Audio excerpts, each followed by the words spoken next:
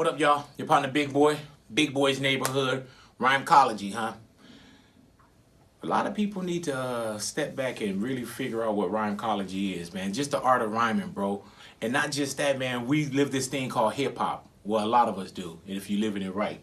And under hip hop, man, there's so many things also, man. When I had a chance to really talk about rhymecology, just the mental awareness as well, man. The things that sometimes we don't even figure out what an outlet is. And I've been to juvenile halls where they give them like writing programs as well, man. And you don't know what's inside of you until you start like really kind of peeling this onion, these layers of emotions off, man. So with rhymecology, it's not just about stacking rhymes. It's not just about how dope rhymes are, but also it can be very therapeutic as well, man. And aside from that, to a lot of people out there, this isn't disrespect, man, but some of us just need to write better rhymes too. You know what I'm saying? So, and I'm gonna tell you, I was gonna start kicking a freestyle, but then I really don't want Jeff to dissect my bars. So, rhymecology, hello.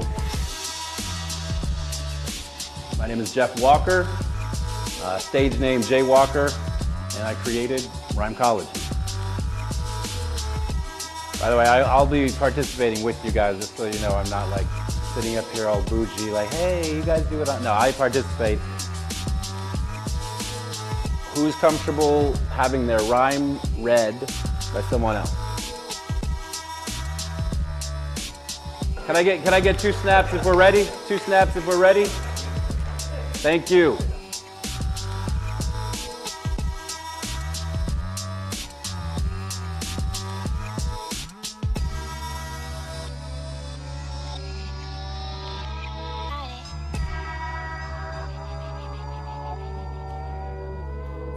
All right. Welcome to Rhymecology. This is the art of rhyming. Just to break the ice, I think I'll do a little poem. What I want you to do is kind of listen to where the rhymes fall. Listen to what type of rhymes there might be in there. Are they just end rhymes? Are there internal rhymes? Are they just one syllable? Etc., etc. So we're going to get our mind thinking like that. Don't take your uniqueness for granted. Don't let the new branches replace the original roots that were planted. You see, we're all a part of the universal energy on this planet, but unless your whole soul knows exactly what you're about, nobody's going to understand it. In other words, don't sell out. Don't sell out the heritage you inherited on your first birthday. Don't sell out the genes you got in your genes, even though sometimes I know you want to fit in the worst way. The last time I checked, DNA does not get rusty. No matter how bad you want to change and rearrange so you can fit the strange world of pop culture, you're still you. Trust me. It's rhymecology, you know, it's taking the art of rhyming, blended it with the science of psychology and mental health, and using hip hop as a vehicle for self-empowerment.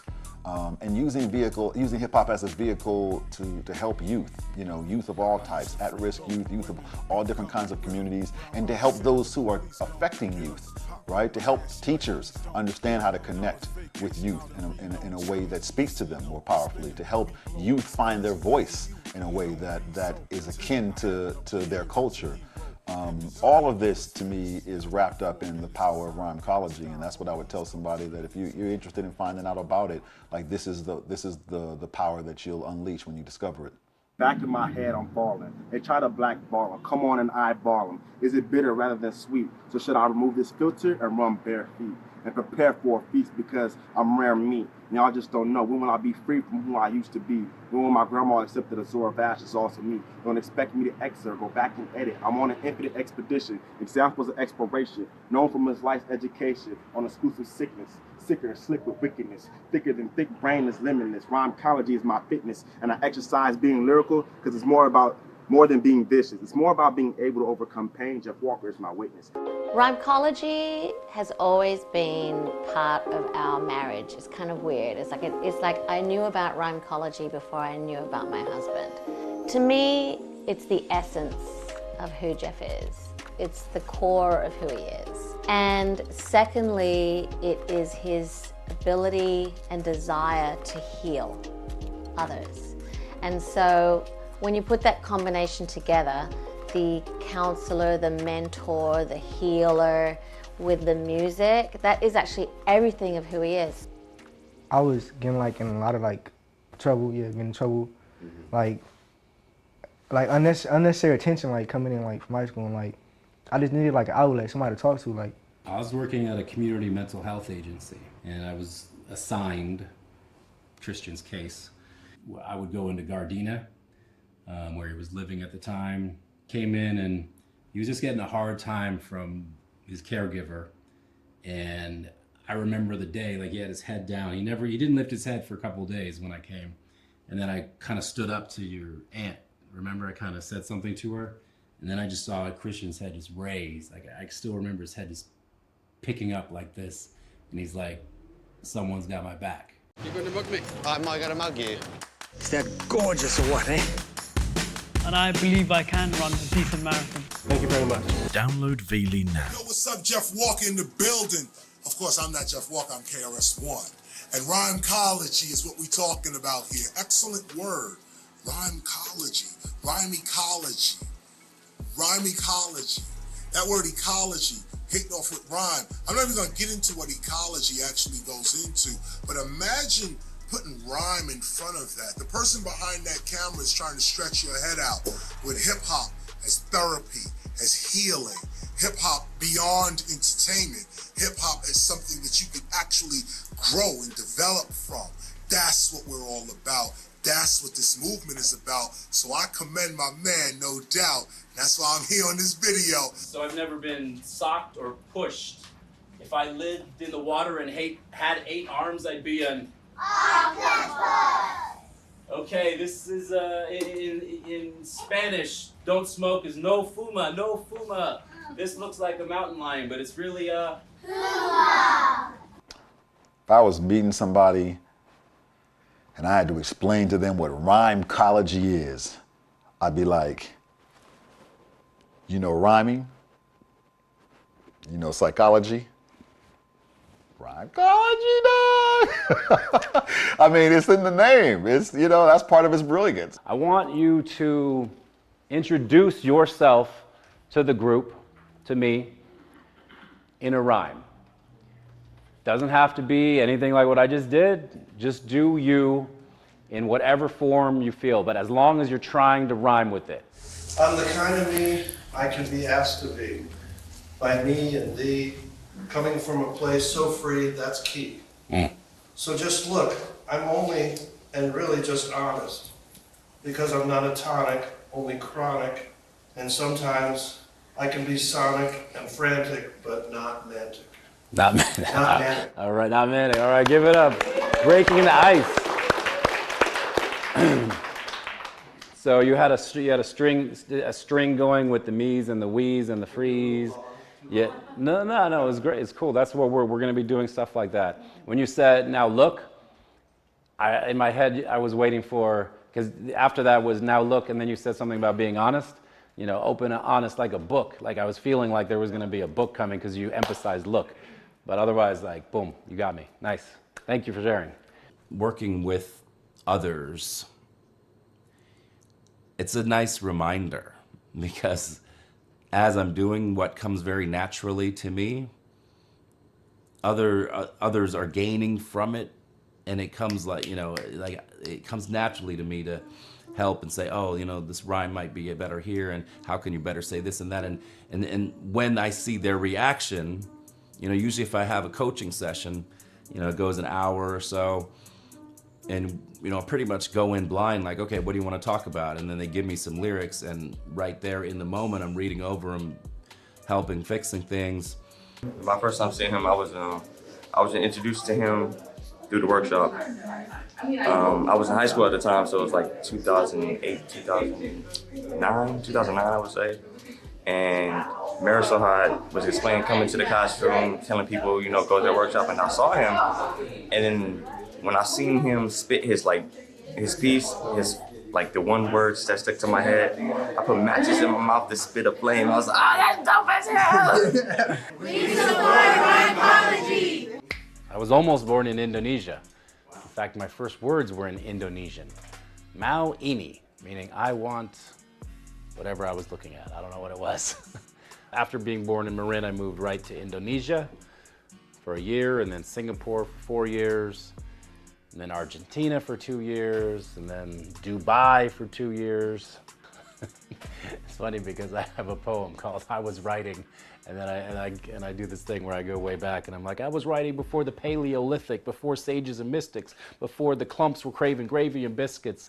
How long you been writing, Jay? And so I get the crowd all into it, so I just had to laugh at that. When did I start writing? I started actually writing short stories, probably about 6th grade. 6th grade, my English teacher said I was gonna be a great writer one day. I wrote a choose your own adventure story that you could go A, B, C, D, a bunch of different ways. I wrote a story about who ate the cupcakes on Thanksgiving. We had a bunch of family friends over, and I just went down in my room and I just did this story about who ate the cupcakes and how each person was a suspect or whatever. Very first thing that I can remember is stream of consciousness, and it was an environmental little book that we made in 6th grade. I don't know. So those were my 3 first pieces. I heard America's Most Wanted by Ice Cube, Gangstar, Step Into the Arena, and Too Short, a couple of people like that, and it just, so 9th grade, it just took over. Never put on a tie-dye shirt again. So I just really started listening to West Coast rap, West Coast hip hop, Too Short, Mac Mall, Young Black Brother Records, E40, everyone who was in the Bay Area. So I was super into that gangster rap too, Spice One, NWA, like heavy stuff. I can see why my mom probably didn't like that part. Then I moved to Paris. I lived with my dad, where I was introduced to East Coast rap. And I heard a song by Nas and Cool G Rap called Fast Life, where they went back and forth, trading bars and trading lines. They had all these rhymes falling in all these different places, playing off of each other. And I was like, oh my God, that is amazing. And I copied down all the words and started to write them. I just copied them down and looked at where the things were falling. And so that was about age 17. And then I just fell in love with, I started to study the art of the rhyme. But it was around that time where I started to write my own little things, and very simple in the start. JT, I'm J1, 2, 3, JT in the place to be, whatever, just something really simple. Started trying them out on friends who laughed at me, and but I just continued writing every single day, and everything I wrote I thought was getting better, and I thought it was good, even though it really wasn't at the time, but you couldn't tell me that. And then the actual stage, I had $0 in the bank in 2001. I tried my hand at a corporate type job doing IT, hated it. Lasted 6 months. And then I went and interned at Good Vibe Records. I had a friend who was working there, and I interned there for just like a summer, I would say. And I remember I had $0 in the bank because I was gonna have a date, and I went. I was like, I got nothing for you. Can't take you out. But around that time, I was still writing and kind of rapping, and then a guy said, hey, have you ever checked out The Poetry Lounge? What's that? They do spoken word. And I was like, what's that? You should go check it out. I went down there and I saw a bunch of people doing their poetry, but also there was this hip hop flavor. There was a DJ there, and I just fell right in love. I went back the very next week with a piece that I wrote, and it went really well. When I reminisce and think back, it feels like I used to fit in to this and to that. But when I look closer, I hear everyone laughing, saying, listen to that. Maybe that's why I'm scared of this mic and being distant to rap. Because as I get older, people are colder, and I feel like I'm missing the match. They could light someone's life just enough to gain their ear. You see, even if my fame was near, I still feel past pain in here. Because I haven't found a way to cure it. Maybe you dedicate your life to churches, or maybe you think religious worship is worthless, but either way, we gotta figure out what our purpose on this earth is. But trust me, I live hip-hop. And I know real hip-hop's not about a wristwatch. It's not about all the Don and Chris pop. And it's definitely not about MCs that wear more makeup than Rick Fox.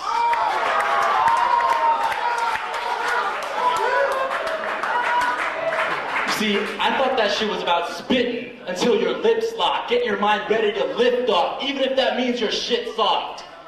I'm sorry.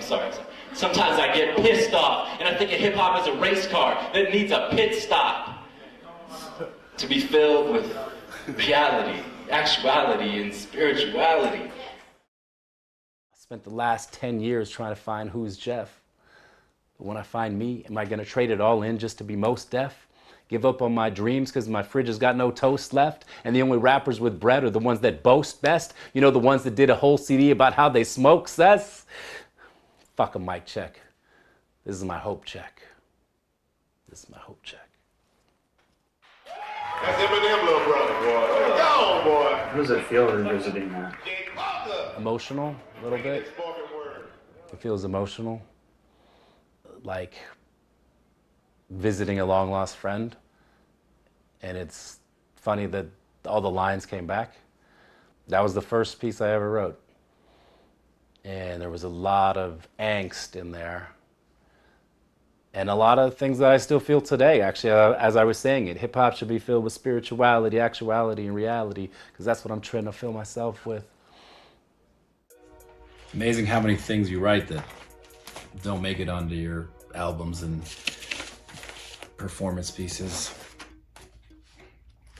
A lot of kids today think you just write and then you just put it on an album and then you put it out on Spotify or Bandcamp, but it's like, no, you got to go through a lot before you get to your final product. So I heard about this place, Poetry Lounge on Fairfax and Melrose. And then I had to go by candlelight. But maybe if I was listening to Ja Rule, then I could handle this right. Maybe I'd have a better understanding of vandals with spite. And every time I choked in front of the Poetry Lounge, I wouldn't want to strangle this mic.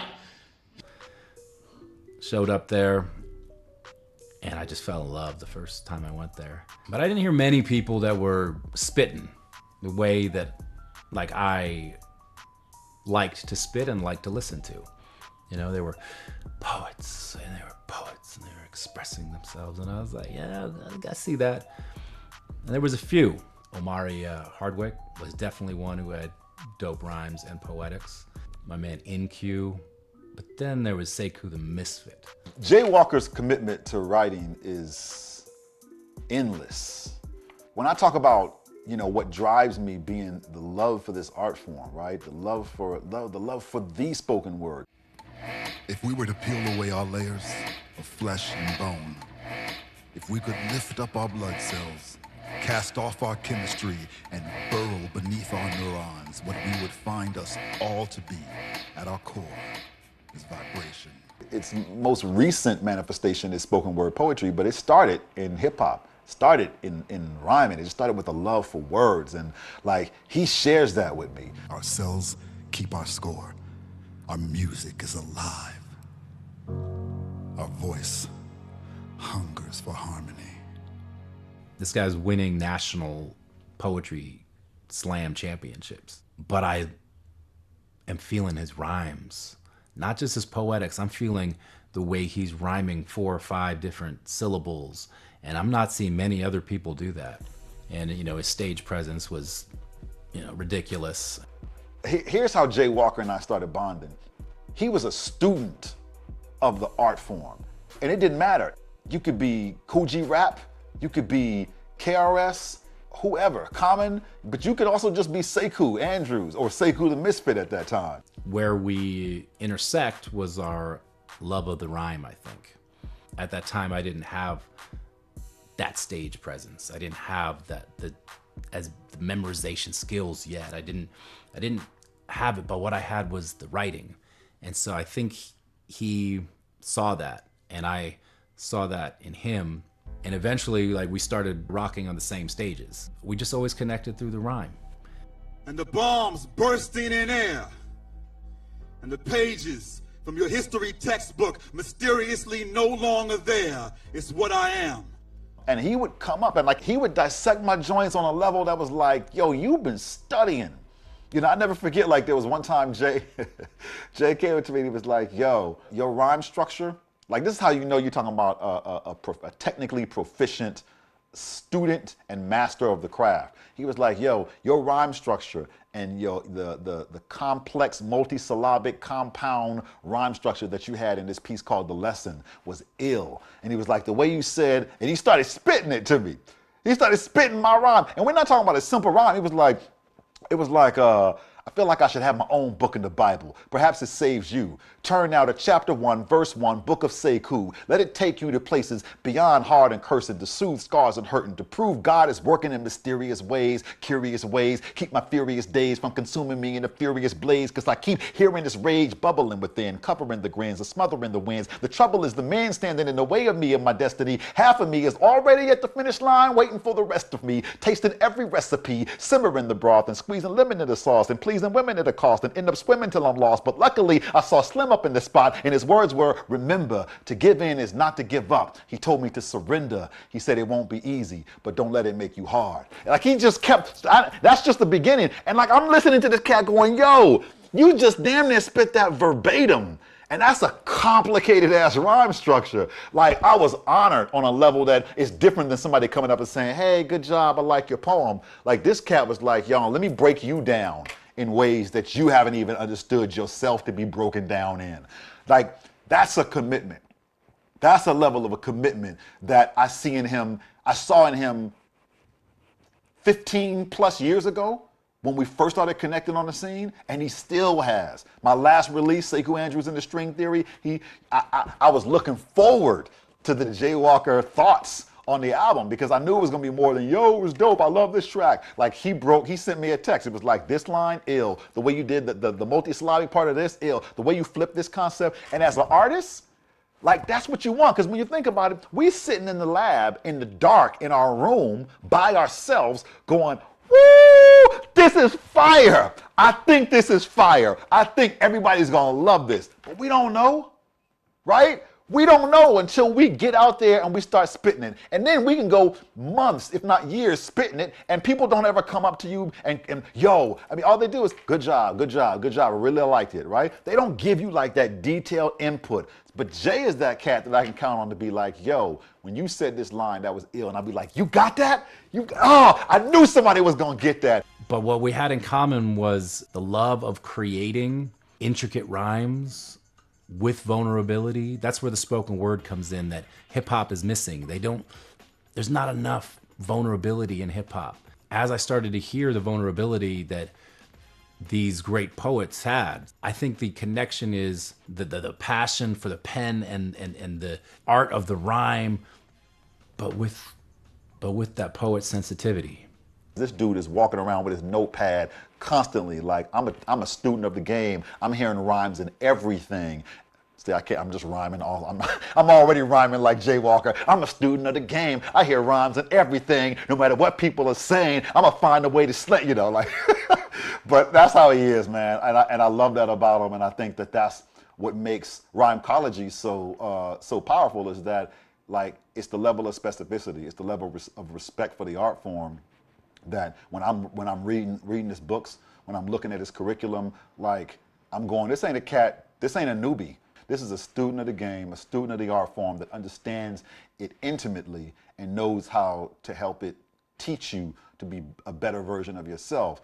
And that's what he's about, and that's what I'm about. So that's why we stay kindred spirits. Ooh, 2007, 219. When I tune in the cannons, I get a heavenly vibe. Listen, son, I recommend the Salmon at French 75. I'm the Cannon's resident poet, y'all. I have a question. I'll ask Steve. He's the resident know-it-all. Hi, I'm here with Jay Walker, of course. He is the master of verse. He is the official poet of the Loose Cannons VTV. Stevie, let's face it, Jay Walker's evoked, provoked, thrown down such beautiful verse for us. And you know verse.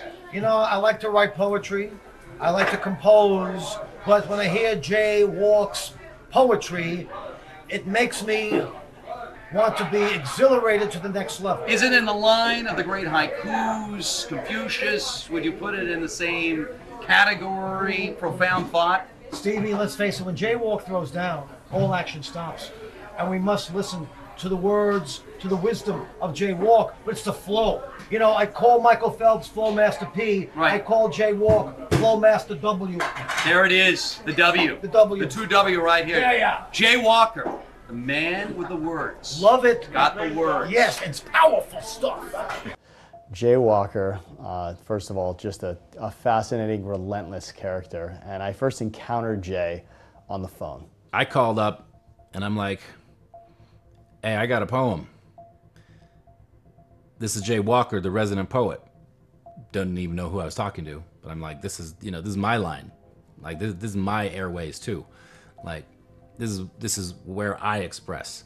And I said, okay, that's interesting. I don't know you. And he was talking to me like he knew me. It's a whole new bunch. I got to prove myself all over again. That's the story of my life, man. Like, this pen has had to be proved so many different times in so many different arenas to so many different people. So even after becoming the resident poet, I had to start all over again. Well, I then was the producer with Chris Myers and Hartman and Vic. And so Jay, who had been listening to them for the stretch that I wasn't producing, but I was on the air at night, he was talking to another producer. So when he called me, he either assumed that I was that producer, or knowing Jay, he just figured, all right, I mean, if I'm truly the poet, I mean, that'll probably get me somewhere. So he says that, and I go, all right. And so I said, hey, I got a poem where I'm going to introduce Chris Myers to the Cannons. And I just said, all right, what do you got? He goes, no, but it's not like that. I don't just want to go on and talk about the guys. I've got something I prepared. And so the poem not only was introducing Chris to the Loose Cannons in that environment, but it also encapsulated things that they had just talked about. I said, all right, this sounds really interesting. Now, most people have something they want to say in their head, but rarely do you hear somebody say, I've got something prepared. Okay, Jay said that. I said, all right, well, what do you got? Before I could even say, what do you got? He just starts giving me the first verse of his poem. And I'm thinking, and I take notes during the show, all right? And he's reciting me back what just happened over the course of the last hour and a half on the show. And I go, all right, this guy's clearly been listening. He clearly knows what's going on. I go, all right, you're definitely the poet. I got you. So I write up there, Jay Walker, AKA the poet. And immediately Myers and Hartman both know it. And I hear they're kind of wrapping up with somebody else. And they go, all right, something really special coming up. And they actually take a break. And they come back from the break. And they go directly into Jay's call. And he kills it, is the term you hear often. But I can only say that there was a build-up to it that would probably be unnecessary for most callers on the radio. You just don't normally have that. Up next, we're going to talk to some dude you've never heard of. Like that just, or we're just going to interact with some random caller. No one's really going to say that. But Steve really sold it, that it was something. And when he came back, it was the perfect stamp in the final segment of the show. Everyone, I need a girl with self-confidence who won't ruin my world with cockiness, one who can appreciate my compliments, and it wouldn't hurt if she liked Common Sense. Common Sense, the rapper, but yeah, I was putting it out there what I wanted, and at the same time, Jilly was putting out what she wanted, and it was like the two musical guides connected them. I'd been coming and going to LA for, up until that point, about 6 years. I was part of my own record company, Warrior Gold Music. I would put on these big nights for other artists. I was doing my own thing. I was hitting the poetry lounges, hitting the bars. I was going out a lot. I wasn't tied down relationship type for most of my life. I did have a relationship prior to Jilly, which I can hardly remember now, but I do remember that it was a bit volatile. So I came out of this unhealthy relationship. I wrote a piece called Therapy, where I played both sides of the relationship, as in a therapist and a client, and it got a lot of buzz at my work.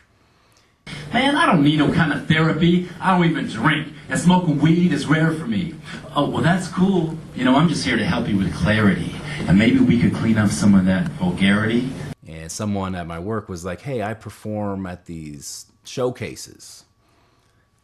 Maybe you should come down and, do a poem. Ancient or new age? Because there's a fine line between a prophet and a true sage. A few fade into the essence of light, while some are in overdrive and others are just resting for life. This was before these poems were featured. I was doing poems in between sets as the band is changing, and I'm like, excuse me, you know, I'm up here. One of the places I did it at was a Songs Alive showcase. I didn't know at the time was run by this Australian-Italian dynamo named Jilly Moon.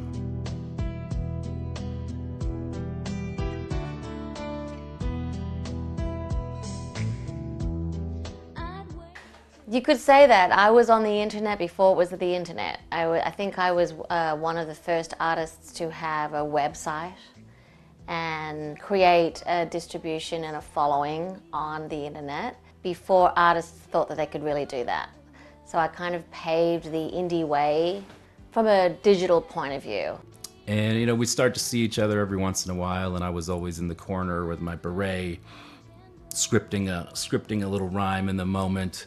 And then she'd get up on stage, kick off her shoes, just slam on the piano with this beautiful voice with these songs. And I had been at a lot of these places, but I really never cared about singer-songwriters that much. I was more into, obviously, hip-hop, more into people making intricate rhymes and punchlines, and so singer-songwriters were boring to me.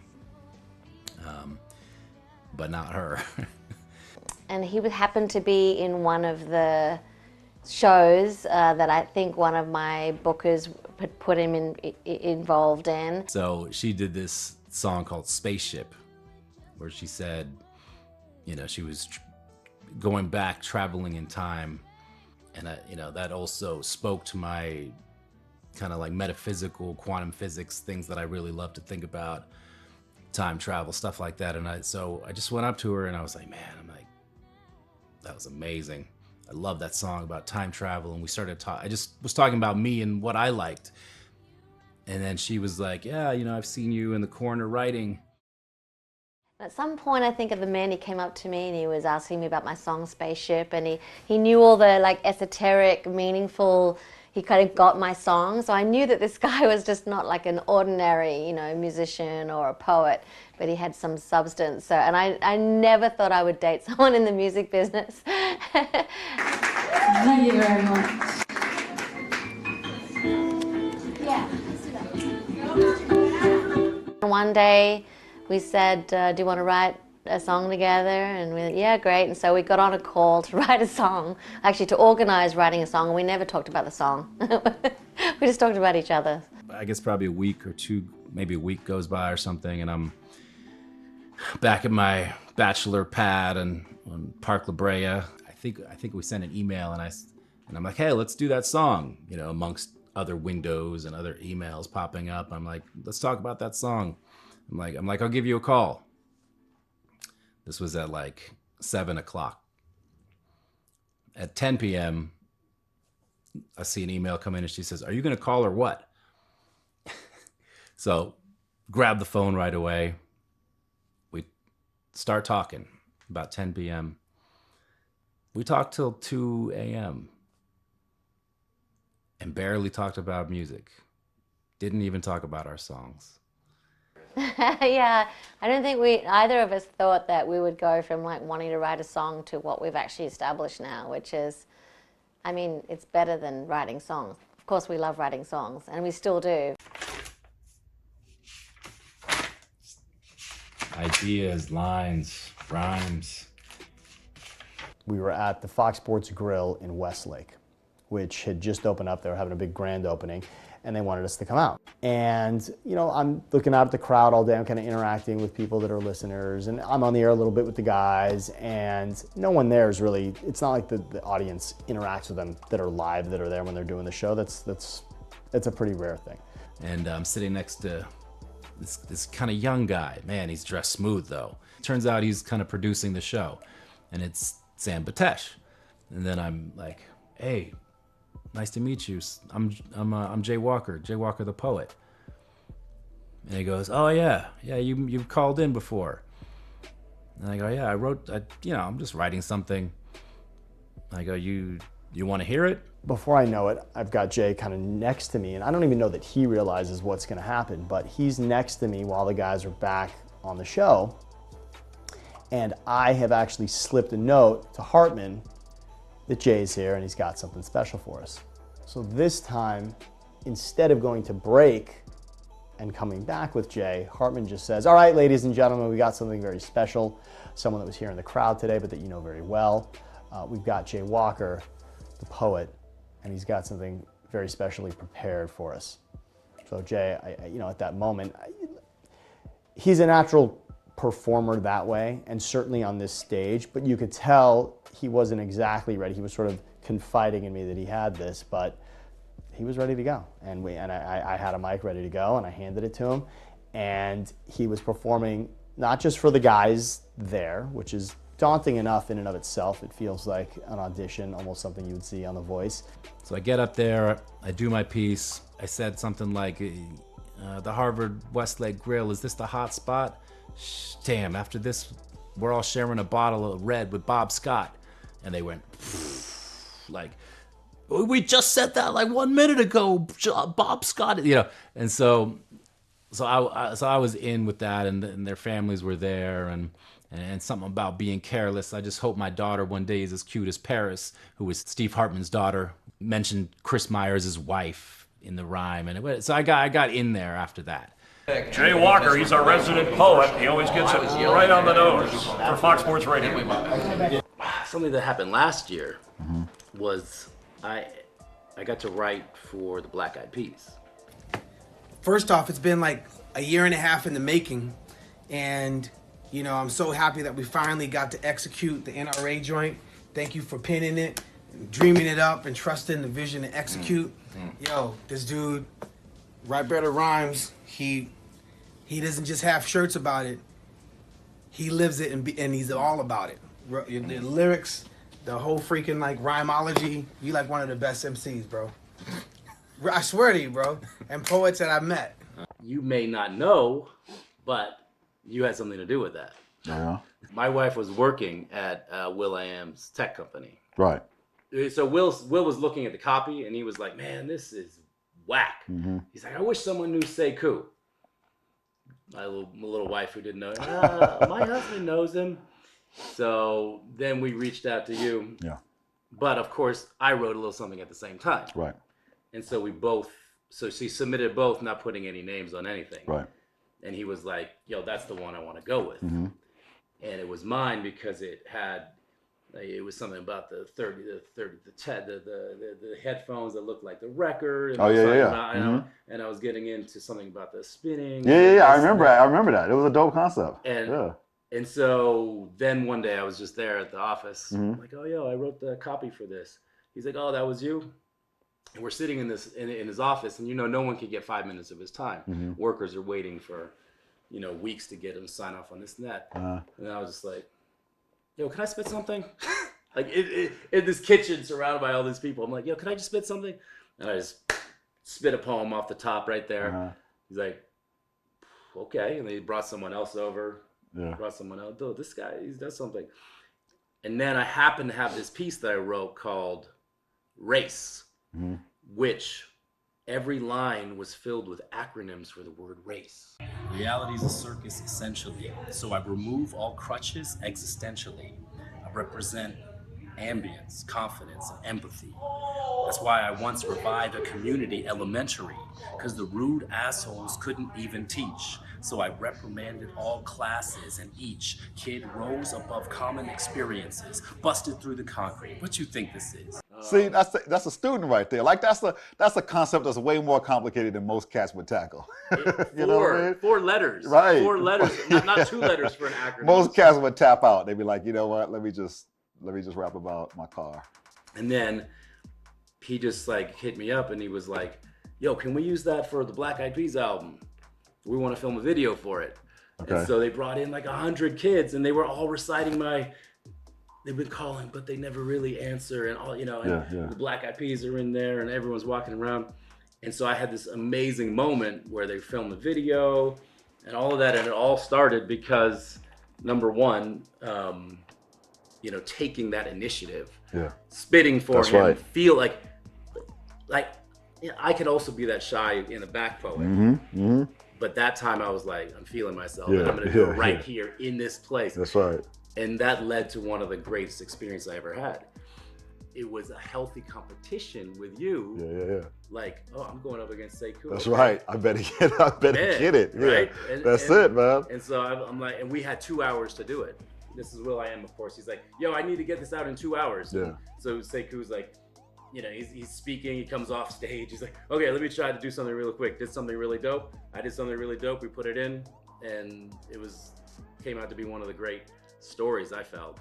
But, we were related in that. Dude, still sharp and still. Like I said, you want to be the best, you surround yourself by the best. You surround yourself by those cats that make you go, I got next. You know what I mean? And that's the thing. Like, that's the cat. When people ask, yo, who your peers, who your inspiration and everything, a lot of times it's just like my boy or like some poet on the scene.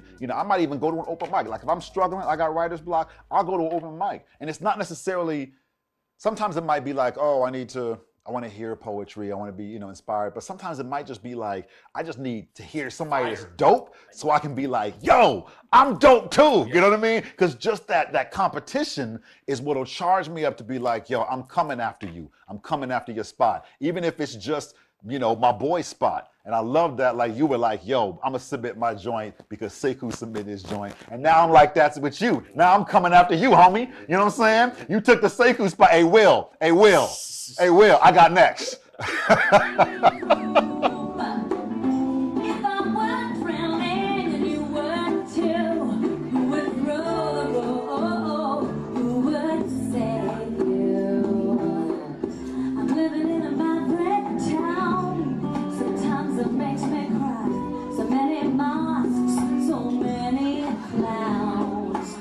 So we met at the Mint, November 12th, 2005. And this is another one of the Jilly Moon events, Songs Alive. So people are always coming up to her, and she's kind of always being pulled in many different directions because she's the spotlight. She's the star of this and the project manager running the whole thing. And so we're sitting there eating, and I remember asking her, I said, how's your stomach? How's the food basically? How's your tummy? How's your stomach doing? And she said, it has butterflies in it.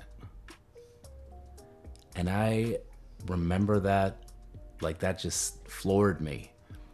Her vulnerability. Like she's the one-man show, like I was saying, but then to stop it and to have that self-awareness and the honesty and the vulnerability to say that in that moment was big for me. I knew she was special.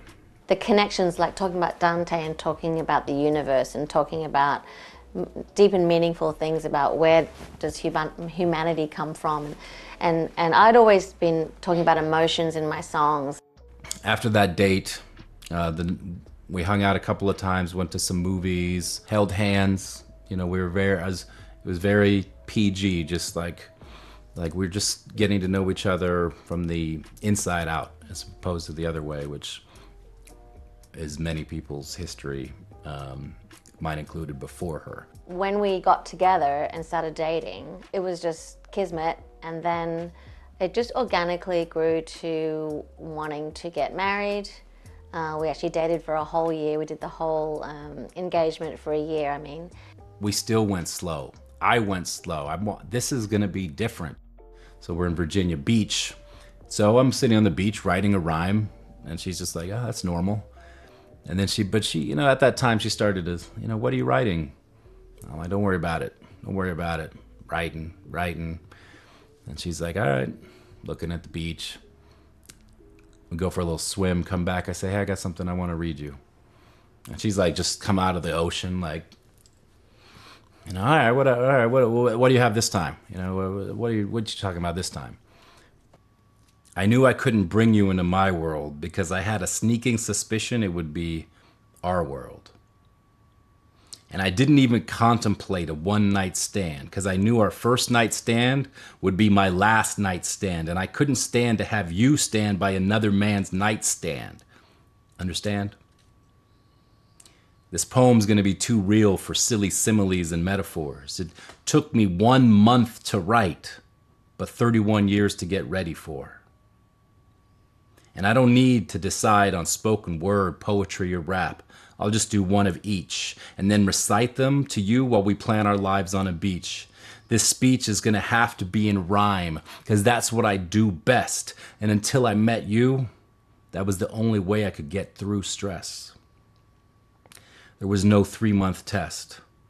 I knew we were 2 peas in an iPod just by how you cocked your head and responded to my nod. My God must have hooked up with yours and said it's time to end their relationship wars because the last time I inspected my heart, you're the one I've been saving it for. I love you because it doesn't matter who makes the bread and who cooks. And every time I ask, have you seen that movie? You say no, but I read the book. And the book is always better than the movie. So you must be a Shakespeare first edition. I want every copy. I want every rendition. Look, I know the crowd out here they'd get loud if I threw in some F-bombs, but the only finger I associate with you is the one on your left palm. That's right. I went from daydreaming about the best Friday night to daydreaming about being with you for the rest of my life. Because when I look in your eyes, I see my future. And there's no Marty McFly that could make me back out of it. And these words are too important to make a rap out of it. That's why these words are being spoken. They're carefully chosen. Because you care for me. And I'm frozen in time, just hoping this rhyme can even do my feelings justice. And if you don't get that I want to marry you, then my point just missed. Jilly, I'm sure it would be great to date you for life, but I'd rather make you my wife. Will you marry me? That was just the best. And in amongst all of it, it's, you know, touring and performing, writing for our own albums. We sometimes collaborate on each other's albums, and then writing for others, and that just hasn't ever stopped. And now we have 2 children. I actually ended up having twins, and it's just, you know, it's just keeps on going. Terry Bradshaw, Kurt Menefee, and the NFL and Fox All-Stars are heading to Hawaii. A Pro Bowl party with a special enhanced broadcast. More mic players than ever before. That's going to be great. Super Bowl week kicks off. The 2011 Pro Bowl Sunday, 7 p.m. Eastern, 4 p.m. Pacific, only on Fox. The show resonates most for me with when Pat O'Brien was the host with Hartman and Vic. It depends. Well, no, I don't think so. No. No, I don't think so. Those are beautiful. Thousands of dollars for the merchandise. And Pat is a legend in news, a legend in sports, a legend in infamy. I'm sorry I was late. I was, here's what honest to God happened. I was stopped by the sales department to meet a client. Here's Pat actually on my last day producing at Fox. And Pat and I have an incredible friendship. And so when Pat joined the show, I mean, we really didn't even know what we were tapping into. Pat was, like I had mentioned, he's a legend in news, a legend in sports, a legend in infamy, just a legend in name alone, and a legend in entertainment, of course. And so Pat joins the show, and it's sort of redefined as the Loose Cannons with Pat O'Brien. Pat and I were so close, and he trusted me on almost everything. And much like I didn't know the first time that Jay called me, I didn't know, okay, Jay Walker, the poet, you know, all right. Pat didn't necessarily know that, and Pat had a way about him. If he thought you were coming on the show and, you know, really knew your stuff and you were there to maybe one-up the guys, Pat had a way of really knifing you. So now I've got the in, like Chris Myers knows me. And then they changed it up again. Chris Myers out. Pat O'Brien in. This isn't just a sportscaster. This is the guy, like, we grew up watching Magic and Larry. Like he was there. We want Jordan Jordan with hair, like he was there, like hanging, not only reporting but hanging out with them. Like this guy's legendary. So he comes on the show, and he's dwarfing pretty much everyone else because of his fame, and he's letting you know about it too. He's always name dropping, which was always name dropping. I am now the David Beckham of the Cannon Show. Yeah, that's for sure. Like you said, Like I'd be making notes. Okay, that's one, that's two, that's like. But as he should, like, you know, you're kind of a living legend, and you're now doing this AM radio show, and then there's this guy, this poet, me. So Jay called, and I said, all right, well, you know, tell me what you got, and he was giving it to me, and I said, all right, just make sure we get Pat involved in it. I think he's gonna love you. So Jay had done one on the air with the guys, and they did like it, but Pat had never met Jay. So one day, we're in Burbank doing the show, and Jay texts me, and he goes, hey, you know, I'm in the neighborhood, if you guys want me to come up. And I go, you know what, come on up. I have no idea right now necessarily where we're gonna put you in, but come on up and we'll see what happens. So he comes up, and he just goes in the other room, and he's writing things down, and he comes in and he goes, I think I got something. I said, all right, you know, let's see, let me see how Pat feels. And I go, you know what, just come with me. Just come in the room with me. Should I go in? Yeah. This is Big Sam. Jay Walker is here, boys. Jay. Jay Walker Jay has got Walker. a nice piece that I think Pat O'Brien's going to enjoy. What's up, Jay? I got Jay Walker here, the poet. Now, of course, Hartman and Vic stand up and like, oh, Jay, what's up? And, you know, I mean, they love him, and they've known him for years. Well, like I told you, Pat is going to take that moment to kind of feel it out himself. And so, you know, he's kind of looking and he goes, okay, huh, Jay Walker, the poet, huh? He goes, all right. So we're about to come back from break. And he's not really necessarily talking to Jay that much in the break. He's waiting for the segment to start. So the segment starts, and Pat goes, all right, everybody, very special moment. Got Jay Walker, the poet here. All right, Jay, you know, I understand you're very special, you're a big deal. Well, here I am, what do you got? Most things they were about Pat, especially on that show. Kind of didn't really pay me much mind. And then they handed me the reins. They handed me the mic, and I went in. So with this one, with the Pat O'Brien piece, I did research.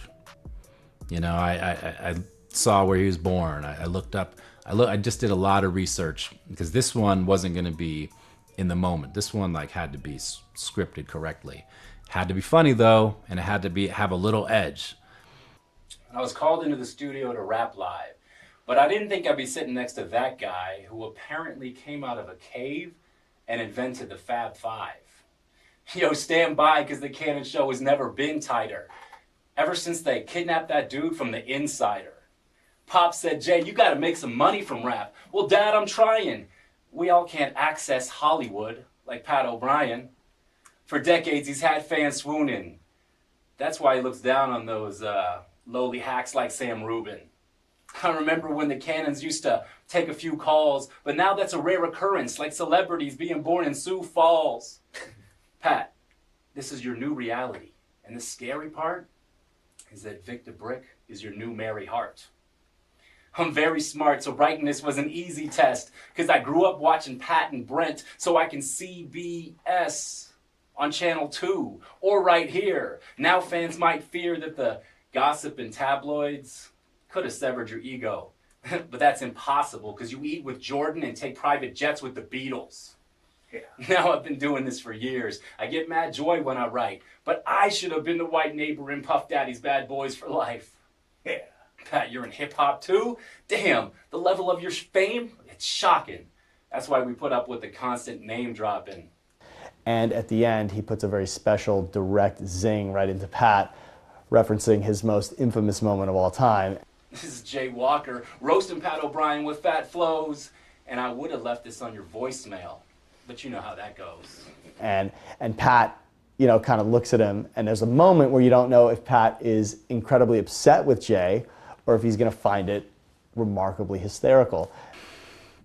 That was a sensitive subject because he had been basically kicked off the air for a voicemail that he had left on a a young woman's, cell phone, and it didn't paint him in a very good light, and it changed his career trajectory.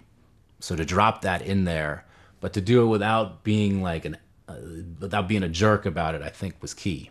And Pat lets it sit a beat, and Jay sits a beat, and even I'm right on the other side of the glass wondering, all right, was this the worst mistake any of us ever made?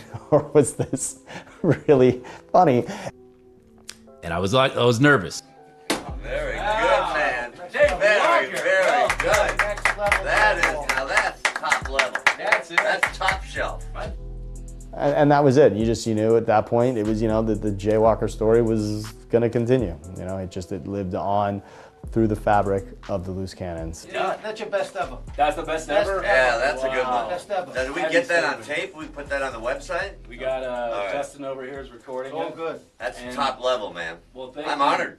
But because of my rhyme sickness, in a way, I could just look at any of the words and create something around it. So it all starts with rhyming, and then you can push it into other genres. I see someone else in here who I work with, Sarah, back there. And so she is not a rapper or a spoken word artist, but the rhymes that we come up with are richer than just the normal end rhyme.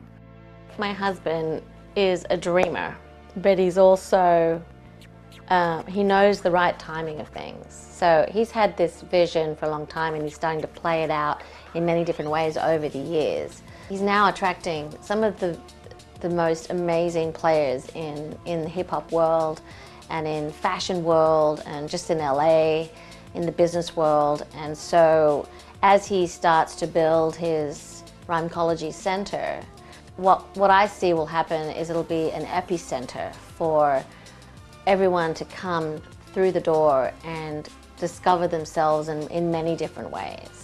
He has a knack of reaching out to anybody. He has no shame, no fear.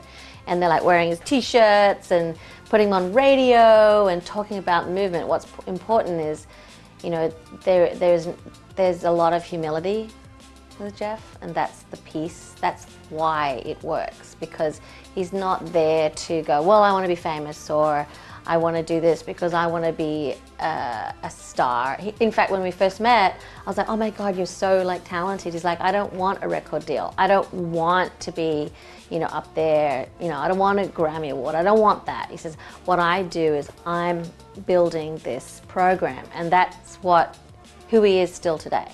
And so everything that he does and he will touch will be about the higher mission. And so those who continue to get involved tap into that, because that's what we need more in this world. We don't need any more celebrities. What we need are conscious healing, of our humanity and of our world. So I'm going to stay married to him. The clock is ticking, and I've always felt that. Just knowing that this is the one chance I have in this life. Knowing that this is the one life I have in this body, with this family, with this skill set, with this passion for what I do.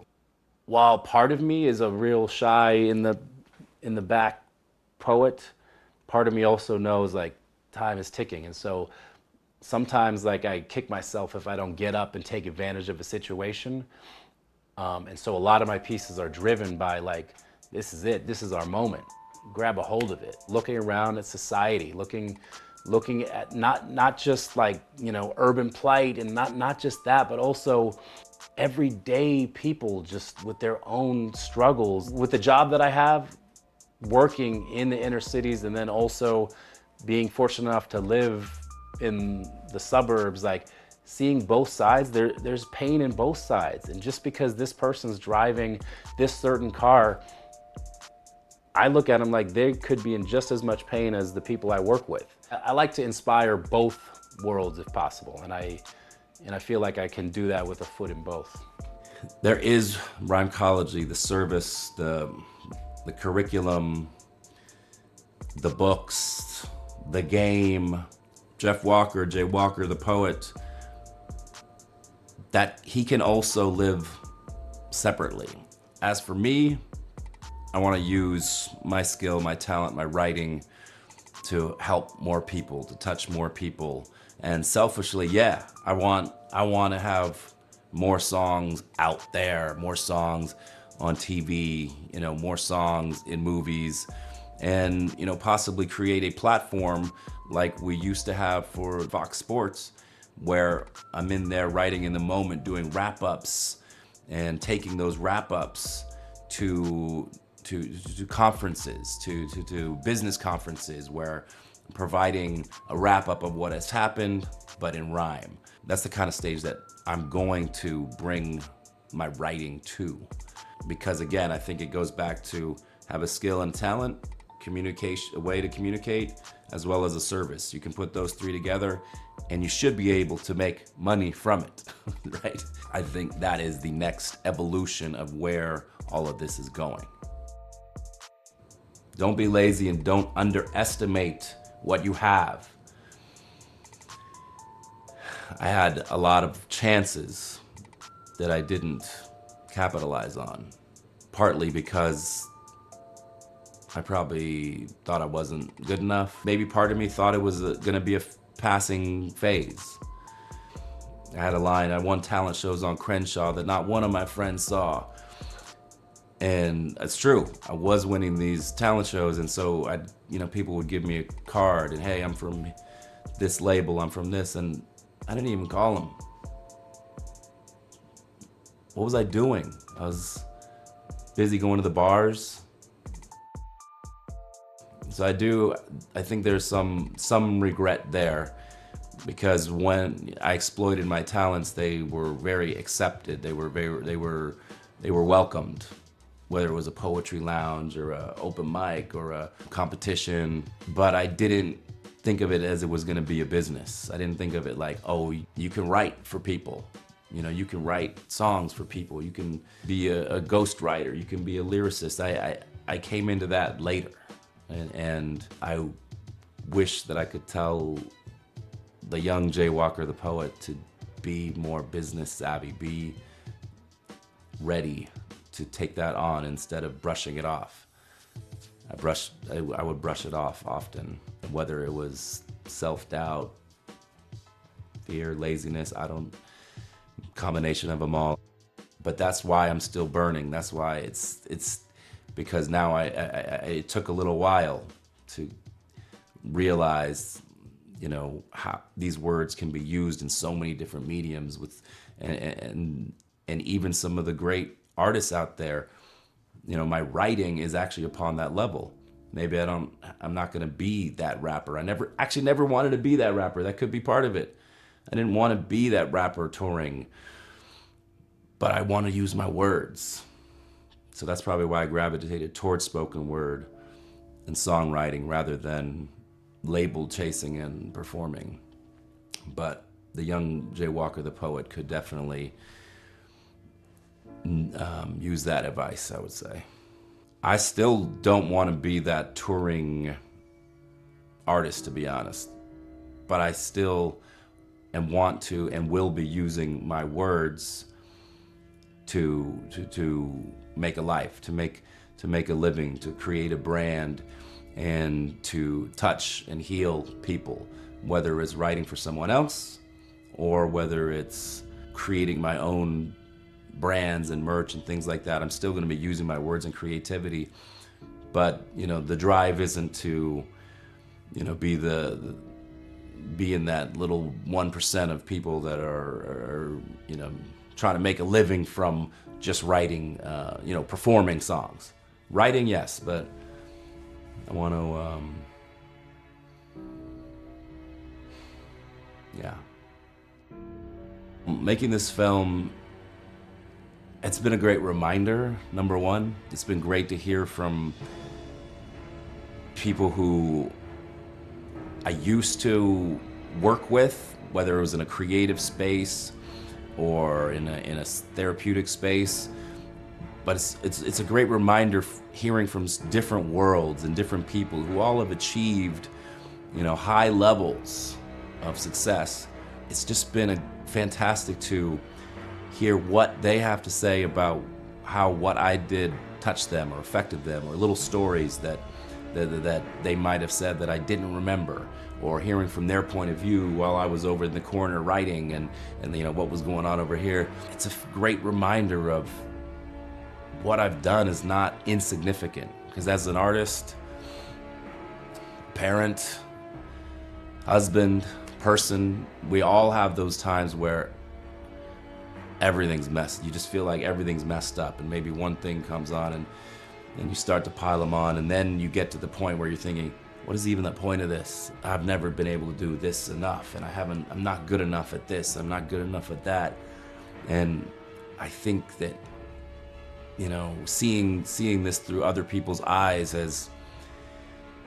it's been therapeutic for me, actually, and rewarding, and a great reminder that I have a uniqueness and I have something to give.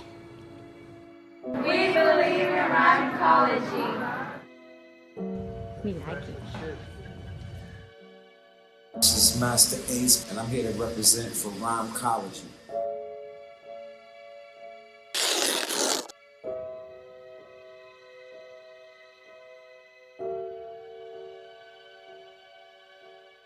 Very good, man. Very, very good.